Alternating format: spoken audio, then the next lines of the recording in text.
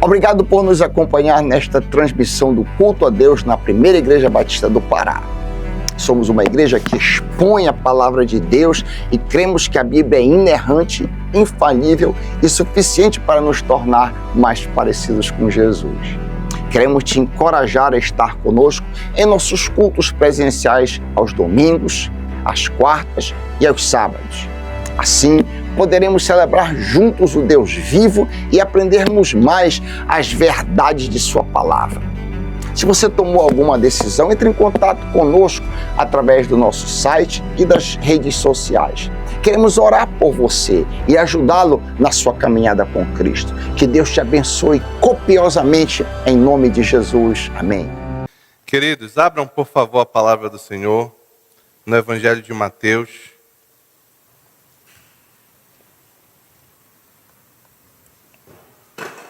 Hoje nós vamos considerar os versos 3 a 10 do capítulo 5, texto bastante conhecido da maioria de nós.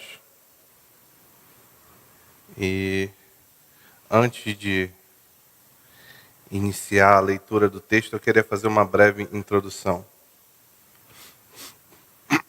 Tenha um pouco de paciência, que eu estou meio congestionado aqui, então deixa eu tomar uma aguinha. Vamos lá. Toda vez que nós empreendemos esforços para conceituar alguma coisa, nós nos voltamos para o conjunto de características que compõem aquilo que queremos conceituar, definir. É meio que nós estamos acostumados a fazer esse processo meio que instantaneamente.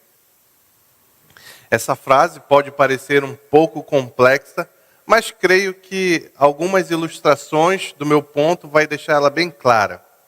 Imagine quando você deseja reconhecer um meio de transporte específico.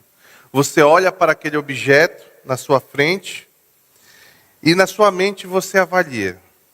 Tem 4 rodas, é movido a gasolina, tem janelas e portas, comporta aproximadamente 5 pessoas e tem um local em que vai o motorista. Ninguém pensa exatamente assim, mas com base nessas informações você chega rapidamente à conclusão de que o que está diante de você é um carro. Isso é um carro. Imagine que você estivesse diante de outro meio de transporte, mas que esse tivesse asas, fosse comprido, grande, comportasse até 150 pessoas. Que meio de transporte seria? Um avião. Nós concluímos isso automaticamente. O trabalho que a nossa mente realiza nesses casos é quase que imperceptível, mas é nada mais, nada menos do que a observação da soma de um conjunto de características do objeto observado para definir o que é aquilo que está diante de nós. É claro que essa lógica não funciona apenas quanto a objetos inanimados, como carro, avião, etc. Fazemos isso constantemente para tudo. É assim que nós reconhecemos uma pessoa. Quando aquela pessoa aparece na nossa frente, rapidamente o nosso cérebro avalia a altura, a cor da pele, o cabelo e tudo mais, às vezes o som da voz. Ah, é fulano, é Beltrano. É claro que nem sempre chegar à conclusão correta é possível ou fácil.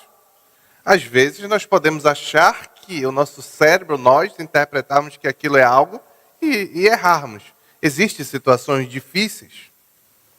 Mas o que eu e você deveríamos nos perguntar, uma dúvida pertinente ao nosso contexto aqui, é: pastor, eu posso usar essa lógica de que o conjunto de características define algo para identificar ou reconhecer um cristão?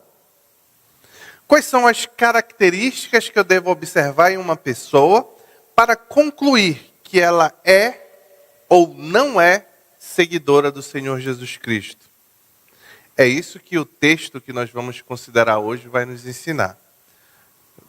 Acompanhe aí você na sua Bíblia, eu vou ler Mateus capítulo 5, versos 3 a 10. Diz assim a palavra do Senhor: Bem-aventurados os humildes de espírito, porque deles é o reino dos céus. Bem-aventurados os que choram, porque serão consolados. Bem-aventurados os mansos, porque herdarão a terra. Bem-aventurados que têm fome e sede de justiça, porque serão fartos. Bem-aventurados os misericordiosos, porque alcançarão misericórdia. Bem-aventurados os limpos de coração, porque verão a Deus.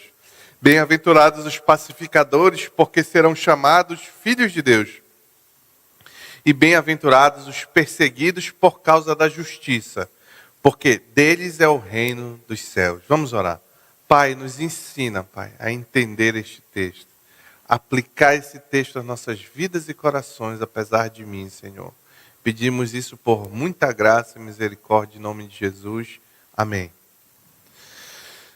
Vamos entender um pouco o contexto onde esse texto está inserido. No Evangelho de Mateus, como nós sabemos,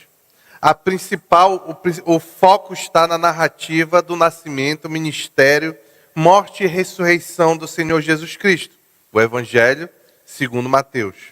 Entretanto, nesta narrativa, o de Mateus especificamente, possui um objetivo especial. Como todo livro bíblico, todo livro da Bíblia possui um objetivo especial, e o Evangelho de Mateus não é diferente. O objetivo especial do Evangelho de Mateus é revelar que é chegado o reino de Deus para todas as nações. O Evangelho de Mateus foi escrito com este objetivo: revelar que é chegado o reino de Deus para todas as nações. Na primeira parte do capítulo 1 deste Evangelho, para legitimar o reino que é chegado, é apresentada a genealogia do rei, para apontar a legítima reivindicação do trono como descendente de Davi para o Senhor Jesus Cristo. Você vai ver que vem desde Abraão, passa por Davi, a genealogia que está no capítulo 1, e chega à pessoa do Senhor Jesus.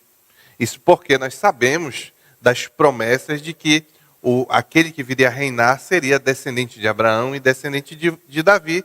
E Mateus escreve a genealogia no capítulo 1 para mostrar essa relação. Porém, esse rei, o rei Jesus, é diferente dos demais reis da linhagem de Davi, pois a ascendência que o legitima não é apenas davídica, ou seja, ele não é apenas descendente de Davi, mas também é divina.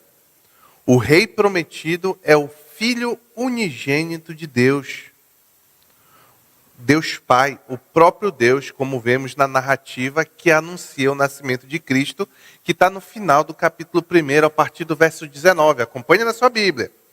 Você que está nos visitando, que não costuma a frequentar o culto de sábado, saiba que você tem que acompanhar na sua Bíblia para evitar que eu esteja enganando você. Eu posso querer enganar você, e a forma de você saber que eu não estou querendo lhe enganar é porque você acompanha na sua Bíblia. Então vamos lá. Mateus capítulo 1, a partir do verso 19. Por ser José, seu marido, um homem justo e não querendo expô-la à desonra pública, pretendia anular o casamento secretamente. Aqui é o caso de José quando descobriu que Maria estava grávida. Mas depois de ter pensado nisso, apareceu-lhe um anjo do Senhor em sonho e disse: José, filho de Davi, não tema receber Maria como sua esposa, pois o que nela foi gerado procede do Espírito Santo. Ela dará à luz um filho, e você deverá dar-lhe o nome de Jesus, porque ele salvará o seu povo dos seus pecados. E tudo isso aconteceu para que se cumprisse o que o Senhor dissera pelo profeta: a virgem ficará grávida e dará à luz um filho, e lhe chamarão Emanuel, que significa Deus conosco. No capítulo 2, então, a forma miraculosa de nascimento do Senhor Jesus aponta para a sua natureza divina e sua missão salvadora. Jesus nasce e recebe a adoração dos magos do Oriente, que trazem ofertas para o adorar. Então, no capítulo 3, conhecemos o ministério do precursor prometido, João Batista, o último profeta da antiga aliança que convoca a nação ao arrependimento como preparação para o reino que viria, o reino vindouro. Então, no final do capítulo 3, como se não bastasse tudo que já fora revelado sobre o reino, sobre o Rei Jesus, encontramos uma declaração pessoal daquele que é soberano sobre todas as coisas, sobre a natureza desse rei. Está lá em Mateus capítulo 3, versos 16 a 17. Assim que Jesus foi batizado, que é o batismo de Cristo, no Rio Jordão. Assim que Jesus foi batizado, saiu da água. Naquele momento o céu se abriu e ele viu o Espírito de Deus descendo como pomba e pousando sobre ele. Então, uma voz dos céus disse: Este é o meu Filho amado, em quem me agrado. Na primeira parte do capítulo 4, vemos que o Rei Jesus é capaz de vencer os ataques de Satanás. Ele vence Satanás nas tentações do deserto pela palavra de Deus, não caindo no pecado que caiu outrora o primeiro rei da humanidade, rei entre aspas, Adão. Tendo recebido a aprovação então de seu Pai eterno e vencido Satanás, o Rei Jesus passa a anunciar a chegada do reino que ele traz com ele, lá em Mateus capítulo 4, verso 17. Daí em diante, Jesus começou a pregar: arrependam-se, pois é chegado, pois o reino dos céus está próximo. Nesse processo, nos versos 23 a 25 do capítulo 4, nós vemos que o ministério, o ministério de Cristo, o sucesso do ministério de Jesus Cristo se propaga e pela pregação do Evangelho, pelo anúncio do reino que estava chegando, que era chegado, e também os sinais e maravilhas operados pelo Senhor Jesus, cura, libertação de demônios e etc. Então, no verso 25 do capítulo 4, imediatamente anterior ao nosso texto, vemos uma nota de exultação popular quanto ao reinado de Cristo. Acompanhe aí na sua Bíblia enquanto eu leio, Mateus 4, 25. Grandes multidões o seguiam, vindas da Galiléia, Decápolis, Jerusalém, Judéia e da região do outro lado do Jordão. Então, diante dos discípulos mais próximos e de toda aquela multidão, o Senhor Jesus agora entrega no capítulo 5 o seu mais belo sermão ou discurso, onde apresentará as características esperadas dos felizes cidadãos do reino dele, do reino de Cristo. Como lemos no início do capítulo 5, versos 1 e 2. Vendo as multidões, Jesus subiu ao monte e se assentou. Seus discípulos se aproximaram dele e ele começou a ensiná-los, aos discípulos, mas também toda aquela multidão. William Hendricks, um comentarista, diz que é possível nós imaginarmos essa cena da seguinte forma: Jesus estava sentado no monte elevado, os 12 formavam um círculo mais próximo dele, e mais abaixo estava um número maior de outros discípulos, e mais afastado desses, mais abaixo, estava uma grande multidão de ouvintes interessados e até alguns acusadores. Nesse cenário, o Senhor Jesus apresenta o seu mais amplo e completo ensino sobre o caráter e a vida prática daqueles que são cidadãos do seu reino ou que são cristãos. O Sermão do Monte. Talvez você pense que o Sermão do Monte é apenas a parte que eu li, mas na verdade o Sermão do Monte vai do Mateus capítulo 5, verso 3, até Mateus capítulo 7, verso 29. Lendo esse texto, vamos ler só o início dele, poderemos ser capazes de identificar que tipo de pessoa deveria ser um crente, que tipo de caráter deve ter aquele que é seguidor de Cristo, qual conduta, quais hábitos mentais e comportamentais devem ser cultivadas nos seguidores do Senhor Jesus. Nesse caso, devemos compreender sempre, para encontrar essas características, estudar sempre o Sermão da Montanha do Senhor Jesus. Então vamos, hoje, ao contrário do que geralmente faço, não vou abordar 2 ou 3 pontos, mas vamos considerar apenas um ponto que vamos passar um pouco rápido, não vai dar para eu me prender em maiores detalhes, mas para que a gente possa ter uma ideia geral de quais são as características que devem fazer parte dos cristãos ou dos cidadãos do reino do Senhor Jesus. O ponto único é uma pergunta. Quem são os felizes cidadãos do reino de Jesus? Por isso que o tema é Seja Feliz. Quem são os felizes cidadãos do reino de Jesus? Primeira característica, os humildes de espírito. O rei, que também é sacerdote e pastor de seus súditos, Jesus, abre o seu sermão dizendo: bem-aventurados os humildes de espírito, porque deles é o reino dos céus. Aqui Jesus ensina que os felizes cidadãos do reino dos céus são os humildes de espírito. Note que Jesus não está se referindo à humildade material e externa.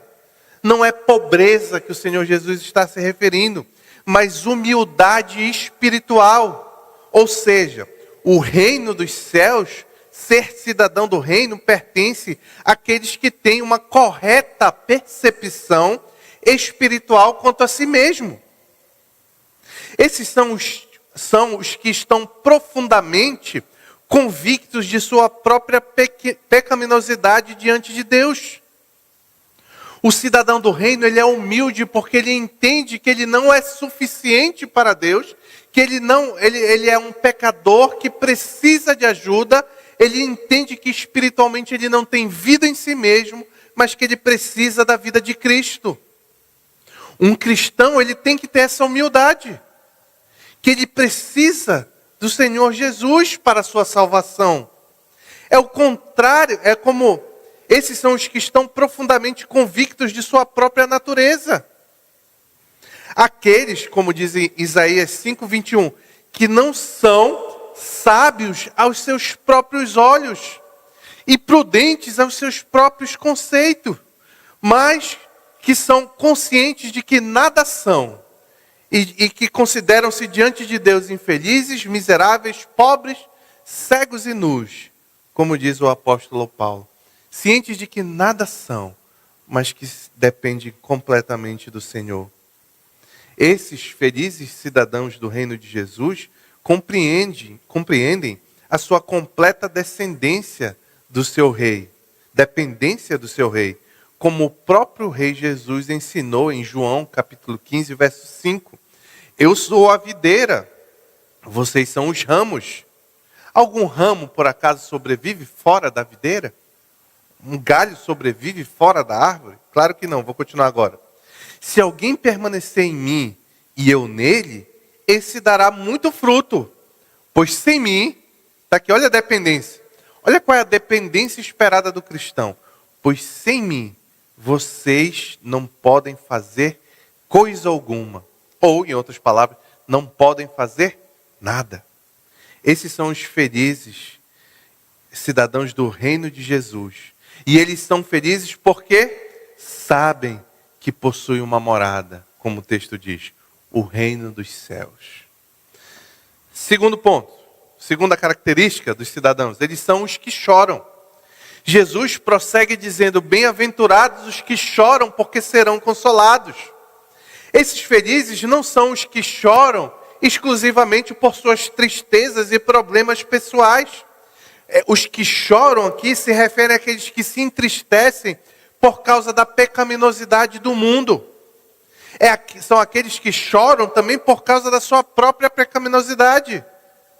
São esses que têm preocupação quando veem a perversão humana se alastrar e pensam nessas coisas com profunda tristeza. O mundo anda de mal a pior. Os cidadãos de Cristo, quando veem a influência de Satanás, do pecado, da carne no mundo, devem se entristecer por isso. Não se enganem. A razão por que os cidadãos do reino de Jesus odeiam o pecado é porque eles amam a santidade. Se eu sou cristão, eu desejo ser santo como Cristo é santo, consequentemente eu odeio o pecado como Cristo odeia o pecado. Por isso,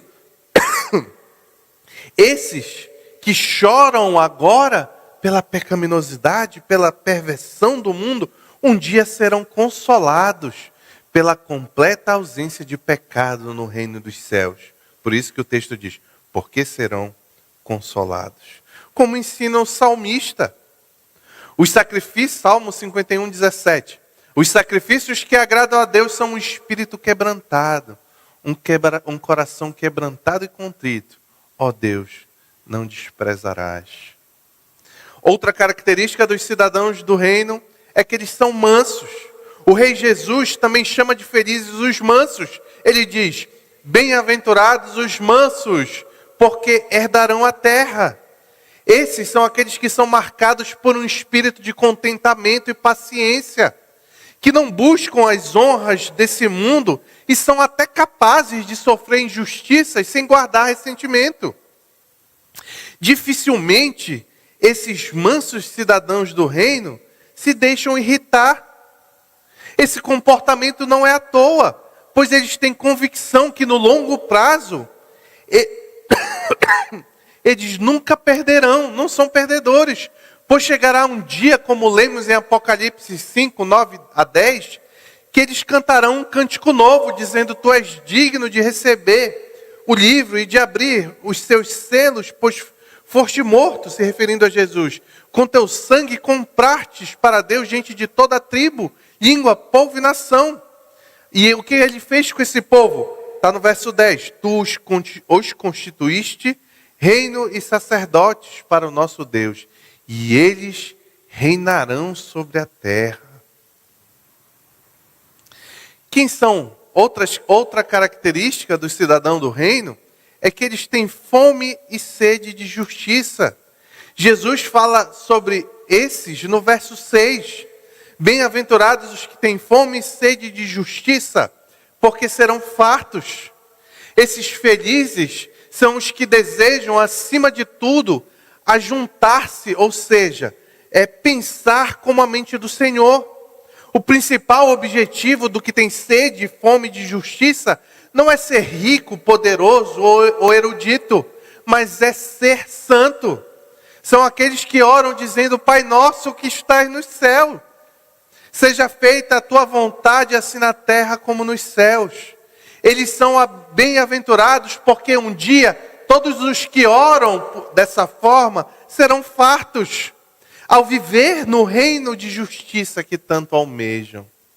A lógica aqui é muito cristalina. Eu oro ao Senhor, Senhor, que seja feita a tua vontade, que venha o teu reino. E quando chegar o reino prometido pelo rei, o reino final estabelecido por Cristo, então nós estaremos alegres, porque nós seremos fartos da justiça que tanto desejamos. Os cidadãos do reino de Cristo são misericordiosos. No verso 7, vimos que bem-aventurados, que diz o Senhor Jesus, bem-aventurados os misericordiosos, porque alcançarão misericórdia. Esses são aqueles que têm compaixão dos seus semelhantes. Eles se compadecem dos que sofrem, quer seja pelo pecado, quer seja pelas adversidades.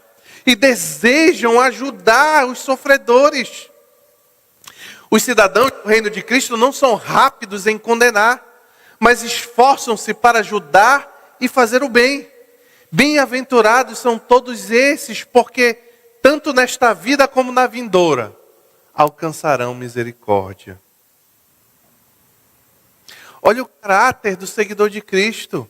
Ele não é ávido a apontar defeito dos outros. Não é ávido a criticar problemas. Ele pensa, eu recebi misericórdia de Deus. Como eu posso ser misericórdia? Como eu posso ter misericórdia para com esse ou com aquele?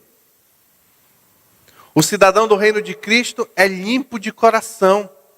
Jesus diz, na sequência, sobre os seus súditos, bem-aventurados os limpos de coração, porque verão a Deus. Nesses versos aprendemos que os seguidores do Rei Jesus não são aqueles que apenas buscam uma conduta correta exteriormente, mas sim que buscam um coração transformado. A mera exibição externa de religiosidade não tem valor diante do reino de Deus. Toda prática religiosa, ela só tem valor se acompanhada de um coração sincero. Aquele que é cidadão do reino de Deus deseja servir a Deus em todos os aspectos da vida, em espírito e em verdade. Isso porque o soberano do reino de Deus, ele não vê o exterior, ele não vê o homem exterior, porém o Senhor vê o coração, como lemos em 1 Samuel capítulo 16, verso 7. A maior alegria desse homem que busca o coração limpo é saber que um dia ele verá a Deus. Outra característica, penúltima característica, os seguidores de Cristo são os pacificadores. No reino de Jesus, o cidadão comum não pode ser marcado como alguém disposto à contenda, inimigos de todos, ávido por discutir, por brigar. Não, na verdade, nesse verso, Jesus descreve os seus compatriotas como bem-aventurados os pacificadores, porque serão chamados filhos de Deus. Todos no reino de Jesus devem desejar a paz. Esses são aqueles que vivem e repetem a verdade de que, no que depender de nós, teremos paz com todos.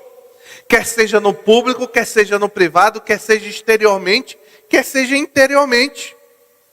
O crente que espelha o caráter do seu rei, ele é conhecido por ser pacificador. Ele não deve ser marcado por ser alguém contencioso, que está sempre brigando, mal-humorado, discutindo, nada disso. Nada disso. Como Cristo, ele é chamado a trazer paz. Ser paz por onde ele passar. E esses, a Bíblia diz, na sequência, que serão chamados filhos de Deus. Por último, os filhos de Deus serão perseguidos por causa da justiça. Por fim, o Senhor Jesus chama de bem-aventurados, felizes, os perseguidos por causa da justiça, porque deles é o reino dos céus. São aqueles que, por serem testemunhas fiéis do seu soberano, do Senhor Jesus, tanto externamente como internamente, são perseguidos. Eles são alvo de zombaria, às vezes na faculdade, no trabalho, em qualquer ambiente, na família. Eles riem deles, eles são desprezados, sofrem abusos, porque se esforçam para viver uma vida santa de crente. É comum, principalmente entre os jovens, que quando buscam adotar um comportamento diferente do comportamento do mundo, eles serem zombados. E esse é um comportamento dos felizes seguidores do reino de Cristo. Eles querem ser santos para agradar a Deus e por isso sofrem. Bem-aventurados são todos esses. Eles bebem o mesmo cálice que o mestre bebeu, como o próprio Senhor Jesus ensinou em João capítulo 15, versos 18 a 20.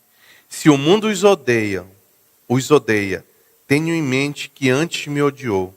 Se vocês pertencessem ao mundo, ele os amaria como se fossem dele. Todavia vocês não são do mundo, mas eu os escolhi, tirando-os do mundo, por isso o mundo os odeia. Aí está aqui.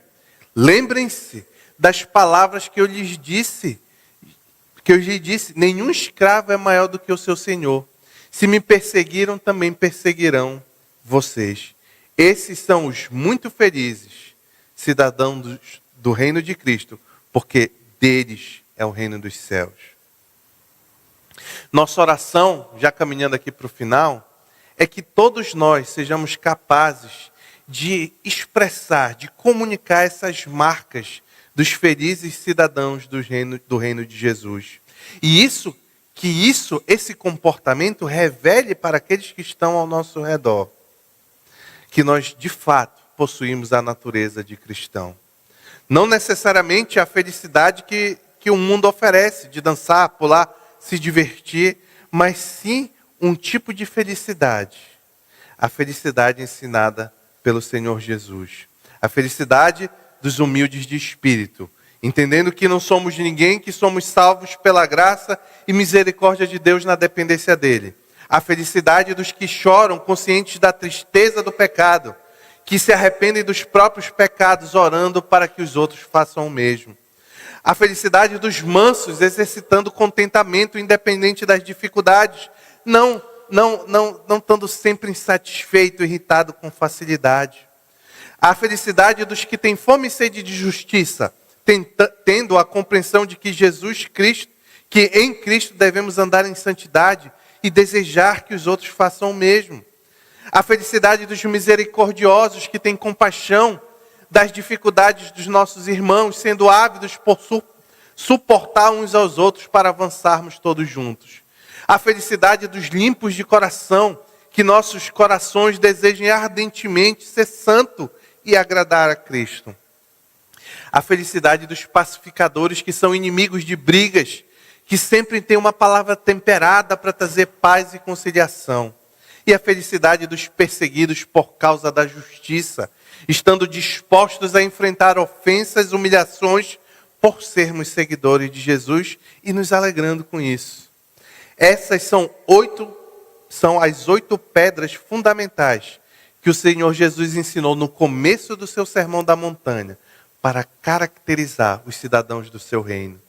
Nelas aprenderemos a sabedoria para sermos felizes servos de Jesus, porque sabemos, ao expressarmos elas em nossas vidas, que é nosso o reino dos céus, que seremos consolados, que herdaremos a terra, que seremos fartos de justiça, que alcançaremos misericórdia, que veremos a Deus e seremos reconhecidos como filhos de Deus, em nome de Jesus. Amém.